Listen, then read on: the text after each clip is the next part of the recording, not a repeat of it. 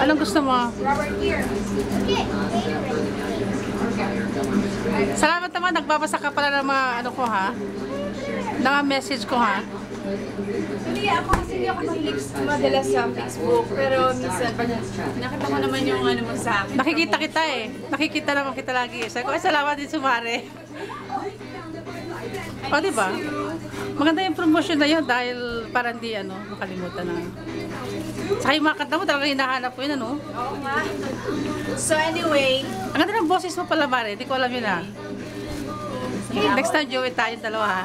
Ha? Kasi ano tayo karaoke? Nakita mo na ba yung narinig mo na yung boses ko? Jessica's Love. Yeah. Loaf.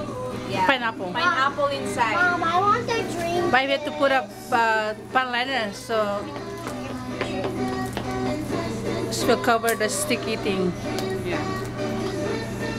Not bubble, right? Yeah.